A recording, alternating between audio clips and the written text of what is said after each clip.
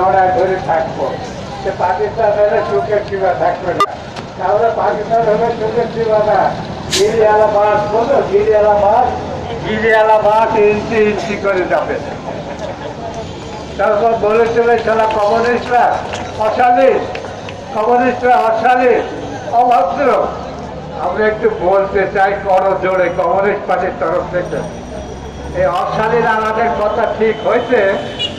আল্লাহ আকবার বলে আপনার ভাস্তিরা, আমার ভাস্তিরা, আমার নাতিরা, আপনার বাপ দাদারা আল্লাহ আকবার বলে পাকিস্তান এনেছিল। আর আমার নাতিরা, আপনার নাতিরা, আমার মতো বয়সে যারা আছেন, বয়সের যারা আছেন, আপনার নাতিরা আল্লাহ আকবার বলে পেন্সিলে বোতল খুলে হিসি করে দিল। আর সেই সাথে পাকিস্তান, ইসলামের পাকিস্তান, মুসলমানের পাকিস্তান, গঙ্গা যমুনা বোরিকা কাটে ফেটে গেল। কোন শালা ঠেকাতে পারল না। ইহার নাম অঙ্ক, ইহার নাম অঙ্ক, ইহার নাম রাজনীতি। এই অঙ্কের বাইরে কোনো পীড়িতের কাম হইবে না। যদি হতো আমি হাতুড়ি সাপড়ালা। আমি দ্বিতীয় মহাযুদ্ধে 18 ঘন্টা চাকরি করেছি পার্টির অর্ডারে, হিটলারকে মারার জন্যে, ফ্যাসিজমকে ঠেকানোর জন্যে। 22 ঘন্টা চাকরি করেছি ক্যালকাটা টু শিলিগুড়ি, 22 ঘন্টা চাকরি করেছি হিটলারকে সারানোর জন্যে। শুনে রাখেন যারা এখানে আছেন, যে দলই করেন কিছু যায় আসে না, যে দল খুশি করেন রেহাই পাবেন না, কেউ না। আমার বাপ দাদা কোনো সালার বেটা রেহাই পাবে না, পাচ্ছে না। আমি সাক্ষী, ব্রিটিশ আমল থেকে আমি সাক্ষী, ব্রিটিশ আমল থেকে আমি সাক্ষী। আমি দেখলাম আমার খালেদা ভাবি গণতন্ত্রকে চাপে অস্থির হয়ে গেছে। আর আমার ভাই মজিদ ভাইয়ের মেয়ে আছে না, সে উন্নয়ন বলে চাপে অস্থির হয়ে যাচ্ছে। কিন্তু আমি কি দেখলাম, আমি কি দেখছি যে গণতন্ত্রের ভেদ কথা, ভণ্ডামি কথা, এটা বড় লোক গরিব লোককে বোঝানোর জন্য বলে। কেন বলছি গরিব লোক বলছি বোঝেন? চালের দাম বাড়ে গেল, তখন হুজুর কি বলে দেখেছেন? হুজুর যে হুজুরা ফতোয়া দেয় আমাদের বোঝায়, হুজুর আবার হুজুর চালের দাম বাড়ে গেল, আল্লাহর মসজিদ।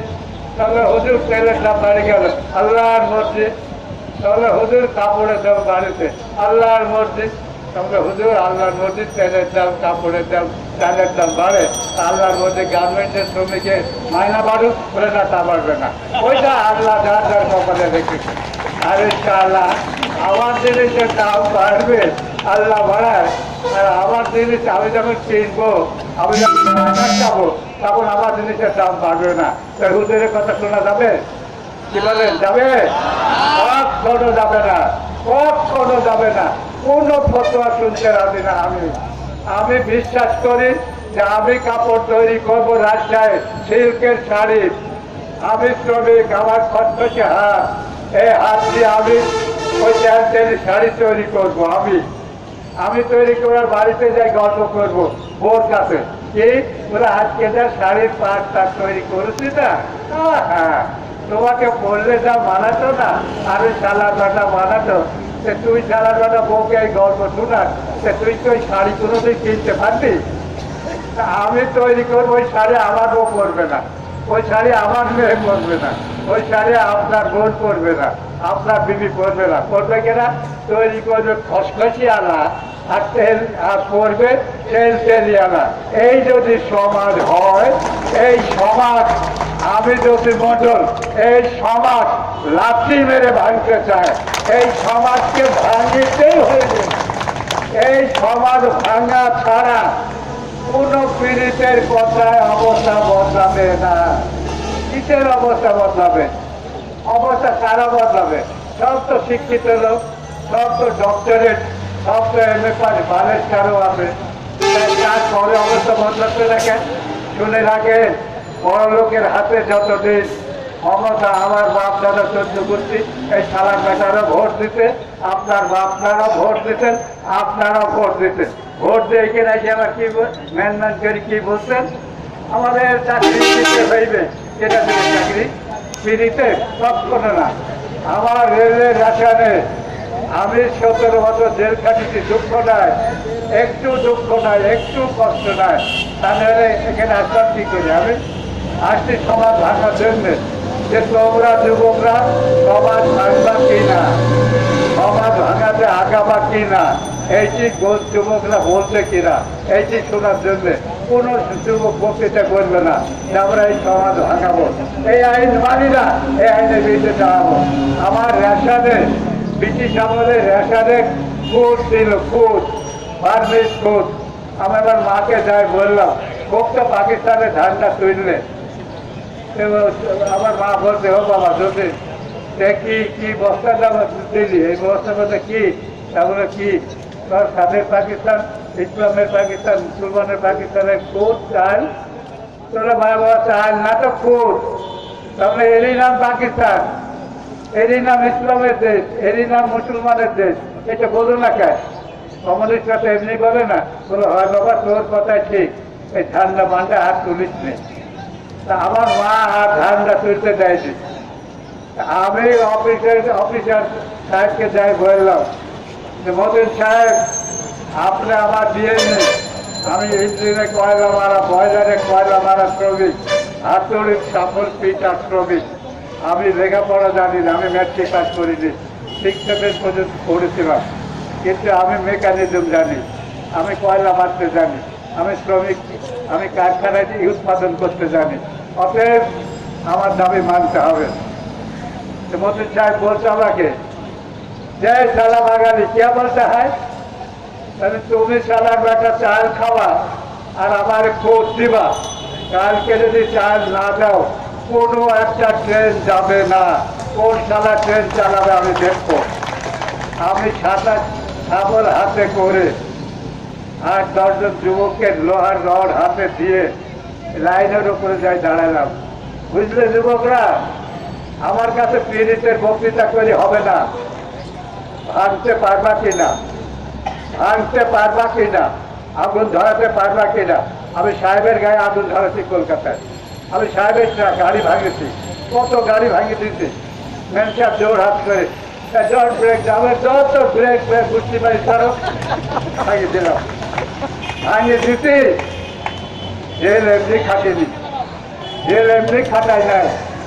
তা আমি ওই যুবক দেখতে আসছি, তা আমি সেই খুদের বিরুদ্ধে লড়াই করে জিতেছিলাম, খুদের বিরুদ্ধে লড়াই করে জিতেছিলাম।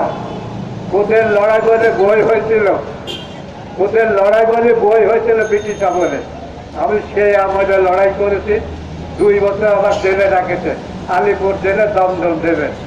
আমি জেল পাস, আমি ব্রিটিশ পাস, আমি গণতন্ত্র পাস, আমি সব তন্ত্র পাস করে আমি মার্ক্সবাদের উপরে নির্ভর করছি, আর কোনো বাদে কিছু হবে না। কমিউনিস্ট পার্টি ছাড়া, কমিউনিস্ট পার্টির সংগঠন ছাড়া অবস্থার পরিবর্তন, যতই বক্তৃতা করেন, যতই আল্লাহু আকবার করেন, অবস্থার পরিবর্তন এই বড় লোকরা, এই জমিদাররা, এই যোদ্ধারা, এই সাম্রাজ্যবাদের রানারা, এই শালার বেটাদের হাতে যতদিন আপনি ভোট দেবেন, ভোটের কথা এই জন্য বলছি, পথ দুটো, পথ পৃথিবীতে দুটো, একটা সশস্ত্র লড়াই আর একটা ভোটের লড়াই। আমার এখানে সশস্ত্র লড়াই হবে না। আমি দেখি আমার মিটিংয়ে আলোচনা হয় সশস্ত্র লড়াই করা যায়। হ্যাঁ, এত ভদ্রলোক হলে সশস্ত্র লড়াই করে, সশস্ত্র লড়াই করতে হলে যতুক মন্ডল লাগবে। হ্যাঁ, আমি এখনো পারি, আমি এখনো পারি, আমার হাতে বন্দুক দিলে আমি গুলিকে পাই, 1 সেকেন্ডে বাইজিত পারি, আমি এখনো পারি। অতএব আমি যুবকদের এই সব বেলে আসছি, দেখতে আসছি, বক্তৃতা করার সময় নয়, আমি কাউন্সিলও দেখবো। তাই আমার কাছে দাবি, যুব আইন যদি করতে হয় বুঝে করবেন, জেল খাটতে হবে, আন্দোলন করতে হবে, লড়াই করতে হবে, দাবি আদায় করতে হবে। বিনা পীড়িতে, পীড়িতে অবস্থার পরিবর্তন হবে না। বড় লোকে ভোট দিতে, গরিব লোকে ভালো হতে পারে না। এটা তো বেহুদা কথা, ভোট দিতে 14 গোষ্ঠী বেশি বড় লোককে। আমার আমি কি বলতেন আপনি, আমার ছেলে বেকার, আমার মেয়ে বিয়ে হচ্ছে না, আমার মেয়ে এম এ পাস। আরে তোর মেয়ে এম এ পাস হোক আর M.Com হোক আর ডক্টরেট হোক, তোর মেয়ে চাকরি দিতে যাবো আমি কিসের দুঃখে? তুই এমনি ভোট দিবি, তুই তোকে 1 টাকা দিব, 10 টাকা দিব, 50 টাকা দিব। হ্যাঁ, আমি দেখি তো পরীক্ষা করে। এরশাদ বলল, যুবক বাচ্চাদের সব স্কুলে যেতে হবে। আমার বাড়ির সামনে দিতে মাথা রাস্তা, এক বাচ্চা ছেলে রেখা ছেড়ে যাচ্ছে। আমি বলছি এই না তোমরা রাস্তায় রেখা রাস্তা শুরু করি, তোকে স্কুলে যেতে হবে। এই হোসেন মোহাম্মদ রেখা করে দিতে। কি বলেন আমি রিক্সা চালাবো না, তাহলে খাবো কি? তাহলে হোসেন মোহাম্মদ এরশাদের কাছে যান। ওকে আমি ফিরাই দিলাম রিক্সা। ও বাড়িতে গেছে, ওর মা আছে হাতে। কি বাবা যদি বাড়ি আসো তখন হ্যাঁ বাবা তোমাকে তো আমরা ভালো লোক যাচ্তাম, তুমি গরিব লোকের কথা বলো, আমাদের জন্য এত জেল খাটেছ, আর তুমি তো খুব খারাপ লোক। কেন তোর আমার ছেলেকে তুই ফেরত দিত? কি দিতে বলে ওর বাপ পড়ে আছে, রিক্সা চালাবে কেটা? ও স্কুল দিলে গেলে আবার রিক্সা চালাবে কেটা? এইখানে আবার গরিব লোক বিক্রি হয়ে যায়। হ্যাঁ, গরিব লোকের 3টা গুণ। গরিব লোকের আমার বাপ দাদা 14 কোটির, আপনাদের 3টা গুণ। সব যায় ধর্মান্ধ, সব যায় গরিব, সব যায় অশিক্ষিত। সব যায় ধর্মান্ধ বললাম এই জন্য, ধর্মান্ধ বলি আপনি আমার দলে আসবেন না। কি বলছেন? ও জ্যোতি মন্ডলরা, ওরা তো আল্লাহ মানে না, ওরা তো কমিউনিস্ট পায় না। কে বলল? কে বলেছে আমরা আল্লাহ মানেনি? যাতে শিখাইছিল 90 বছর আগে খেতার মধ্যে দিয়ে লা ইলাহা ইল্লাল্লাহ মুহাম্মাদুর রাসূলুল্লাহ, অন্যায় করবা না, কারোর জিনিস চুরি করবা না, সৎ পথে থাকবা এবং ত্যাগ করা শিখবা। যেটাই খাবার অন্যকে দিয়া খাওয়াবা, তাতে রসুল খুশি হবে। আমি তো সেই কাম করি। আমি 17 বছর জেল খাটেছি তো পীড়িতের জন্য না, জেল খাটেছি গরিব লোকের জন্য, এই 16 টাকা শ্রমিকের জন্য, এই 16 টাকা গরিবের জন্য। তুমি তোমার দল করবা না, তুমি ভোট দেওয়ার দল করবা। ভোট দেওয়ার দল তোমাকে গিরিয়ারা বাস দিচ্ছে, এরপরেও সে পাচ্ছ না। সে যদি না পাতে চাও একটু অপেক্ষা করো। কোনো ভাবি, কোনো চাষি, কোনো মেয়ে সব মিথ্যে কথা বলে, সব মিথ্যে কথা বলে। কি প্রধানমন্ত্রী, কি প্রেসিডেন্ট, কি এমপি, কি মন্ত্রী, সব মিথ্যে কথা বলে। এই কথা কেন বলছি? বলছি এই কারণে আমি দেখছি তো, আমি দেখছি তো চোখের সামনে, দেখছি, আমি দেখছি আমার দেশে গরিব মানুষরা সব তৈরি করে, আর সেই গরিব মানুষকে এই মৌলবিদি ওয়ার্ড নসিহত করে সেই গরিব লোককে ঘুম পড়ায়, সেই গরিব লোককে ঘুম পড়ায়। ঘুম পড়ানোর পরে ওই গরিব লোককে আমার ভোট দেবে।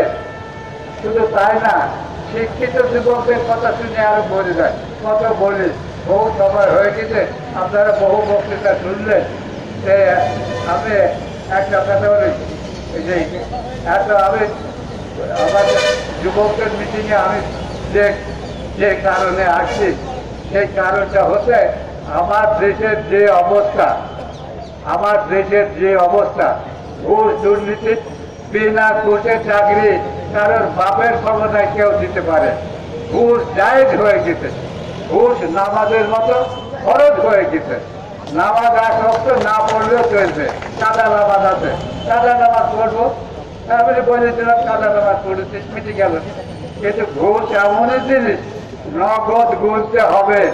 1 টাকা কাম দিলে গেট আউট, 12টা 1 টাকা কম দিলে বলবে গেট আউট, চাকরি করবে না।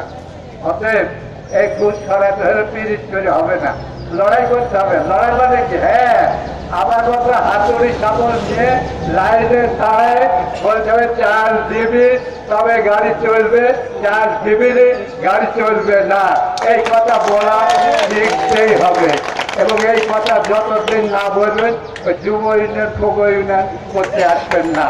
যুব উন্নয়ন করতে হলে লড়াই করতে হবে, যুব উন্নয়ন করতে হলে আন্দোলন করতে হবে, যুব উন্নয়ন করতে হলে ত্যাগ স্বীকার করতে হবে, রেডি থাকতে হবে। আমি যদি আমার বউ ছেলে মেয়ে দিয়ে আমি যদি 17 বছর জেল খাটতে পারি, তার তুমি 3 বছর 5 বছর 7 বছর পারবা না?